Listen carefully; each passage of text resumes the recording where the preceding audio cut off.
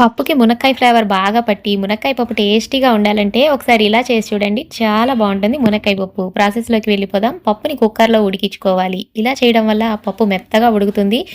పప్పు ఎక్కడా కూడా పప్పులుగా లేకుండా మంచిగా అయితే పప్పు కూర అయితే రెడీ అయిపోతుంది. దీన్ని ఇలా మెదిపేసుకొని పక్కన ఉంచుకుందాం. ఇప్పుడు గిన్నె పెట్టుకొని పోపు వేసేసుకుందాం. పోపు గింజలు, చిన్నుల్లిపాయలు వేసేసుకొని, ఇవి కొద్దిగా వేగాక కొంచెం మెంతులు వేసుకొని కట్ చేసుకున్న ఉల్లిపాయ ముక్కలు కూడా వేసేసుకోవాలి. 2 ఉల్లిపాయలని ఇలా పొడవుగా కట్ చేసి వేసేసుకోండి. కరివేపాకు 2 రెమ్మలు ఇలా కట్ చేసుకొని వేసేసుకొని వేగనిద్దాం. ఈ ఉల్లిపాయలు ఇలా పొడవుగా ఉంటేనే నోటికి తగులుతూ పప్పులో చాలా టేస్టీగా ఉంటాయి. ఇప్పుడు దీనిలోనే మన మునక్కాయల్ని ఇలా కడిగేసుకొని, కట్ చేసుకొని వేసుకోవాలి. పసుపు, ఉప్పు వేసి ఫస్ట్ మునక్కాయల్ని ఇలా మగ్గించుకోవాలి.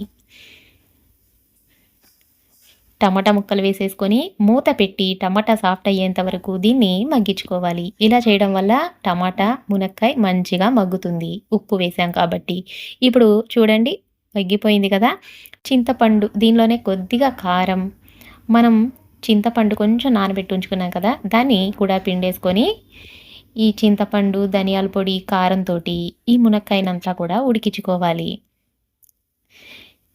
ఇప్పుడు ఇంకొక 20% మునక్కాయ, టమాటా అంతా కూడా ఉడికిపోయి ఉప్పు, కారం బాగా పడుతుంది. ఇప్పుడు మనం మెదిపి ఉంచుకున్న పప్పుని కూడా ఇందులో పోసేసుకొని, పైనుంచి కొత్తిమీర వేసుకొని బాగా తెరలనివ్వాలి. అంతే సూపర్ టేస్టీ మునక్కాయ పప్పు అయితే రెడీ అయిపోయింది. ఒకసారి ఇలా ట్రై చేయండి. నచ్చితే